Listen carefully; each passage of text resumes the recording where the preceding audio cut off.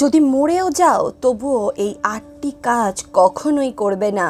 বন্ধুরা, আজকে আমরা জানবো একটি ইঁদুরের জ্ঞানের উপদেশ। কোনো এক স্থানে সন্ন্যাসীর এক মঠ ছিল। সেই সন্ন্যাসী সারা দিন এদিক ওদিক থেকে ভিক্ষে করে নিয়ে আসতো। তারপর সন্ধ্যায় ভোজন করার পর যে খাদ্য বেঁচে যেত সেগুলোকে একটা থলেতে ভরে একটা বাঁশের খুঁটির সঙ্গে আটকে দিত। একদা জীবক নামের এক ইঁদুর সেই বিষয়টা দেখে নিল। সেটা দেখে নিল সন্ন্যাসী প্রতিদিন বেঁচে যাওয়া খাবার ওই বাঁশের খুঁটির মধ্যে ঝুলিয়ে রাখে। এরপর থেকে প্রতিদিন ওই জীবক নামের ইঁদুরটি ওই থলে থেকে খাবার বার করে খেয়ে নিতে লাগলো। একদিন হঠাৎ সন্ন্যাসীর চোখে ইঁদুরের এই কীর্তি পড়ে গেল। সন্ন্যাসী দেখে নিলেন প্রতিদিন ওই ইঁদুরটা তার থলের মধ্যে থেকে ভোজন খেয়ে নেয়। তারপর থেকে সন্ন্যাসী তার কাছে একটা লাঠি নিয়ে বসতে লাগলো এবং কিছুক্ষণ পরই সে মাটিতে একবার করে লাঠি দিয়ে মারতো, যাতে ইঁদুরটা ওই লাঠির শব্দে ভয় পেয়ে তার থলে থেকে আর খাওয়ার না খায়। কিন্তু ইঁদুরকে কি আটকানো যায়? সে একবার যখন খাবারের স্বাদ পেয়ে গেছে তখন সে বারবার সেখানে আসবেই। ইঁদুর তাও সন্ন্যাসীর নজর বাঁচিয়ে ওই খাবার খেয়ে নিত। একদিন হঠাৎ সন্ন্যাসীর কুঠিরে তার গুরুদেব আসলেন। তারা দুজনেই খুব আনন্দ সহকারে ভোজন গ্রহণ করলেন। তারপরে মাটিতে শুয়ে শুয়ে দুজনেই কথাবার্তা বলতে লাগলেন। তাদের খাওয়ার পরে যে ভোজন বেঁচে গেছিল সন্ন্যাসী একটা থলের মধ্যে ভরে সেটিকে প্রতিদিনের মতোই ওই খুঁটির সঙ্গে আটকে রাখলো। গুরুদেব সন্ন্যাসীকে খুবই উপদেশপূর্ণ কথা বলতে লাগলেন। কিন্তু সন্ন্যাসী তো এটা জানতো তার থলেতে খুব সুন্দর সুন্দর ভোজন রয়েছে, আর ইঁদুরটা তার এই সুস্বাদু ভোজন গ্রহণ করতে অবশ্যই আসবে। এমনটা ভেবে সন্ন্যাসী কিছুক্ষণ পরপরই তার ওই লাঠিটা মাটিতে জোরে জোরে মারতে লাগলো। বারবার এমন লাঠির ফটফট আওয়াজ শুনে সন্ন্যাসীর গুরুদেব খুবই ক্রুদ্ধ হয়ে গেলেন। গুরুদেব সন্ন্যাসীকে বলতে লাগলেন, বাবা তুমি এটা কি করছো? আমি তোমাকে কত সুন্দর একটা কথা শোনাচ্ছি, আর তুমি তার মাঝখানে বারবার মাটিতে লাঠি দিয়ে মারছো। তোমার তো এই কথায় মনই নেই, মনে হয় তুমি আমাকে অপমান করতে চাইছো। তখন সন্ন্যাসী তার গুরুদেবকে বলতে লাগলেন, গুরুদেব আপনি কিছু মনে করবেন না, দেখুন আমি আপনার কথা খুব মন দিয়েই শুনছি, কিন্তু আমি যে আজকে ওই থলেতে সুস্বাদু ভোজন রেখেছি, একটা ইঁদুর এসে প্রতিদিন আমার ভোজন খেয়ে চলে যায়, তাই আমার বারবার মাটিতে এই লাঠি দিয়ে মারতে হয় যাতে ওই ইঁদুরটা ভয় পেয়ে আর আমার ভোজন চুরি করে খেতে না পারে। আমি যদি এমনটা না করি তাহলে ও থলের মধ্যে রাখা সুস্বাদু ভোজন খেয়ে শেষ করে দেবে। শিষ্যের কথা শুনে গুরুদেব ওই থলেটার দিকে তাকালেন। গুরুদেব দেখলেন থলেটা তো মাটি থেকে অনেক উঁচুতে একটি বাঁশের খুঁটির সঙ্গে টানানো রয়েছে। গুরুদেব এটা ভেবে আশ্চর্য হয়ে গেলেন যে এত উঁচুতে টানানো থাকা সত্ত্বেও একটা ইঁদুর কিভাবে ওর ভিতর থেকে খাবার খেয়ে নেয়।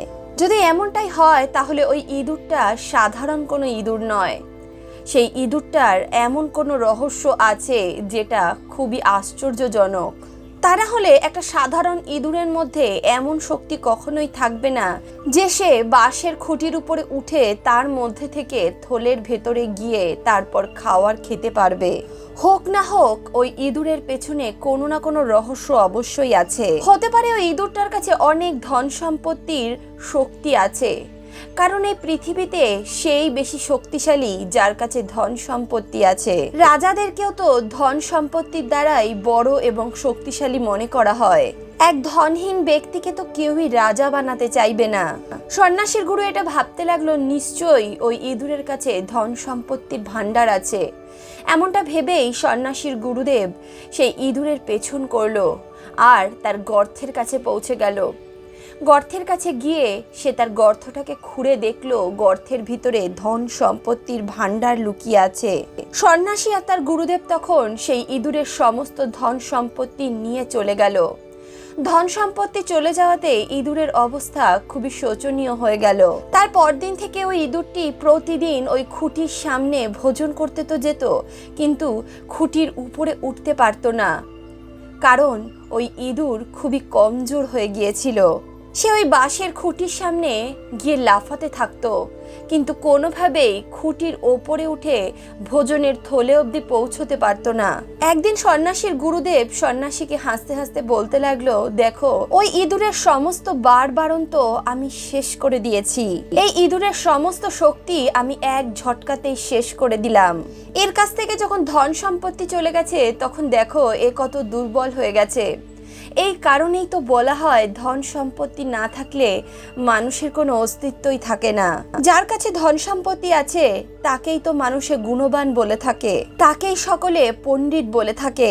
যার কাছে ধন সম্পত্তি নেই, যার বুদ্ধি মন্দ, তার দ্বারা করা কাজ সবসময় বেকারই হয়ে থাকে। ধনহীন মানুষ একটা মৃত শবের সমান হয়। ধনহীন ব্যক্তির আত্মীয়রাও তাকে মৃত বলে মনে করে। যার কাছে ধন সম্পত্তি থাকে তার হাজার হাজার মিত্র এমনিতেই হয়ে যায়। যাদেরকে সে কখনো দেখেওনি তারাও তার সঙ্গে বন্ধুত্ব করতে ছুটে ছুটে আসে। ধনবান ব্যক্তির খারাপ অভ্যাসকেও মানুষে ভালো অভ্যাসই বলে থাকে। ধনী ব্যক্তির গুণ গাওয়ার মানুষের অভাব হয় না, আর নির্ধনের জন্য একটা কথা বলারও লোক খুঁজে পাওয়া যায় না। বলা হয়, যেই ঘরে সন্তান থাকে না, মিত্র থাকে না, সেই ঘরকে ঘর বলা হয় না। কিন্তু একজন গরিব ব্যক্তির জন্য তো সমস্ত সংসারই শূন্য হয়। যেই বাণী, যেই বুদ্ধি, যেই ইন্দ্রিয় ধন সম্পত্তি থাকলে আপনি আপ চলতে থাকে, সেই সকল কিছুই ধন সম্পত্তি না থাকলে কাজ করা বন্ধ করে দেয়। মুখের লাবণ্য আর শরীরের উৎসাহ ধন সম্পত্তি থাকলে দ্বিগুণ বোঝা যায়। ঠিক একইভাবে যে ব্যক্তির কাছে ধন সম্পত্তি নেই, তার মুখে কোনো লাবণ্যও নেই।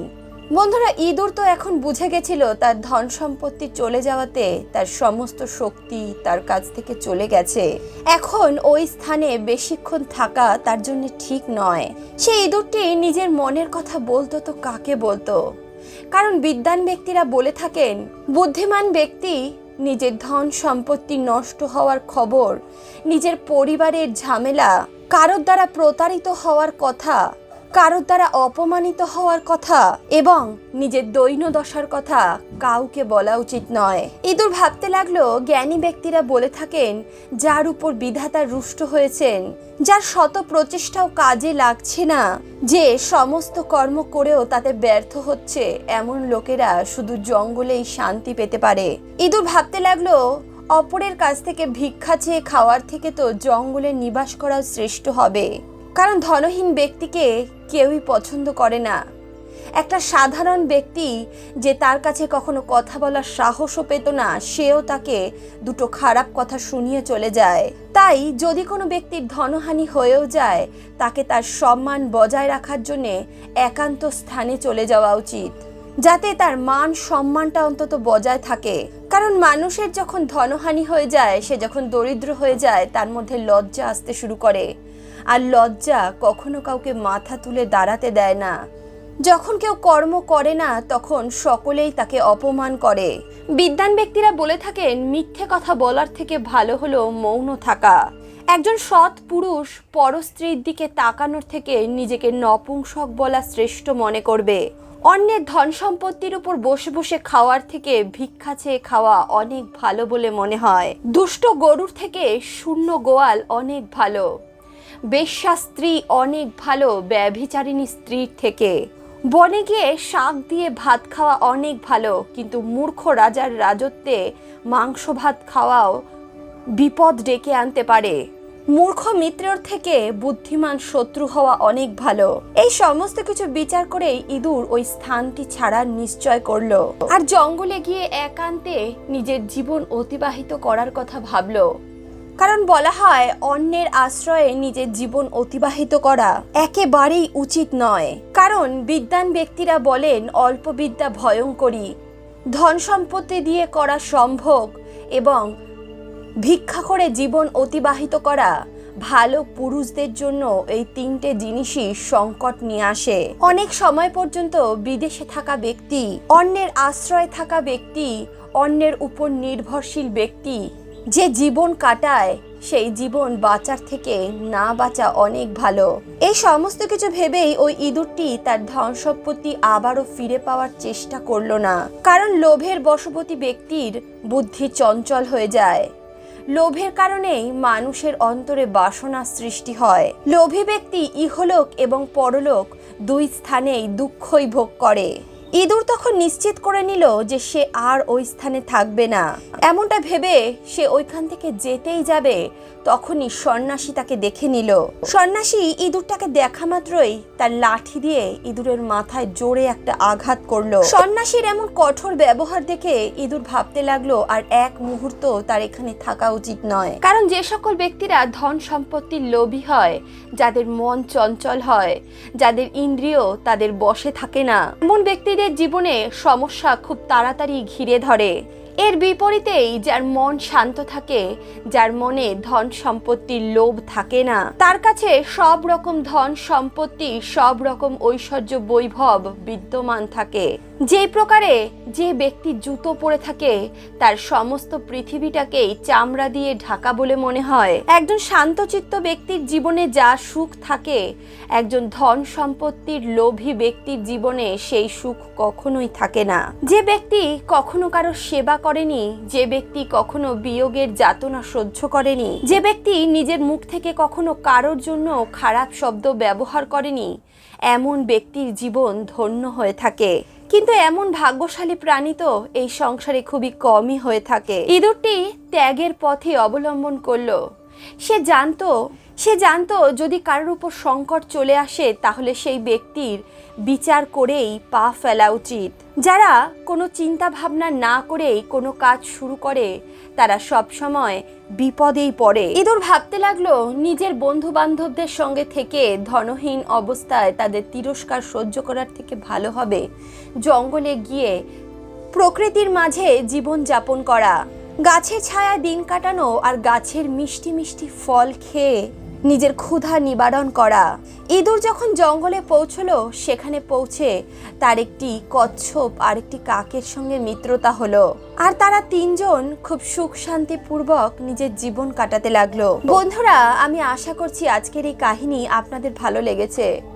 ভিডিওটি যদি ভালো লাগে তাহলে অবশ্যই ভিডিওটিতে একটি লাইক করুন, বন্ধু বান্ধব আত্মীয় পরিজনের সঙ্গে ভিডিওটি শেয়ার করুন, আর কমেন্ট বক্সে রাধে কৃষ্ণা লিখতে ভুলবেন না।